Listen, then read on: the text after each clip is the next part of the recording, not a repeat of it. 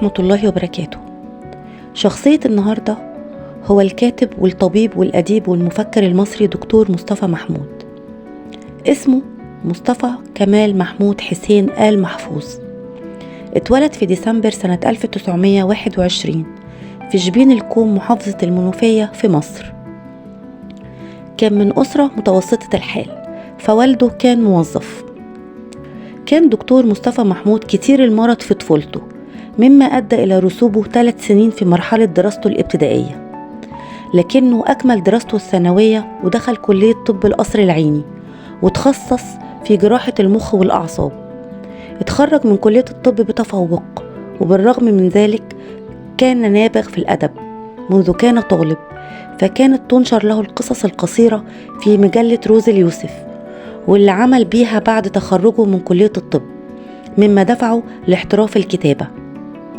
وعندما أصدرت الدولة قرار بيمنع الجمع بين وظيفتين، كان مصطفى محمود وقتها بيجمع بين عضويته في نقابة الأطباء ونقابة الصحفيين، ولذا قرر الاستغناء عن عضوية نقابة الأطباء، مفضلا الانتماء لنقابة الصحفيين والعمل كأديب ومفكر.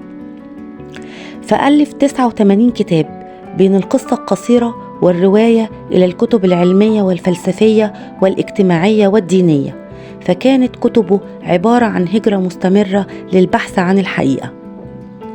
عبر دكتور مصطفى محمود في كتبه عن المراحل التي مر بيها، كالمرحلة العلمانية ومرحلة الدخول لعالم الأديان وصولا لمرحلة الصوفية.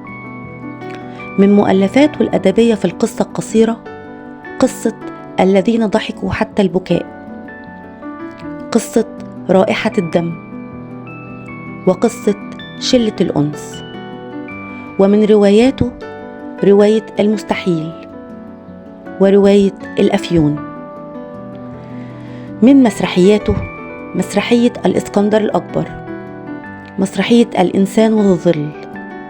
أما كتبه في الإسلاميات فمنها كتاب الإسلام في الخندق، كتاب الإسلام ما هو، كتاب الطريق إلى الكعبة، وأيضا كتاب رأيت الله، والعديد من المؤلفات الأخرى والمقالات.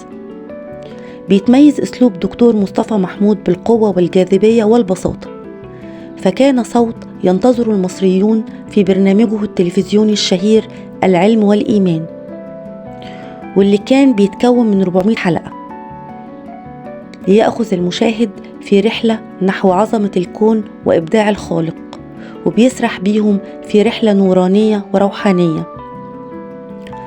أراد دكتور مصطفى محمود تجسيد الأفكار والمعاني اللي قدمها عبر سنوات طويلة، فقاموا على نفقته الشخصية ببناء مسجد كبير سماه على اسم والده مسجد محمود، لكنه اشتهر باسم مسجد مصطفى محمود. ثم ألحق به مستشفى خيري متخصص.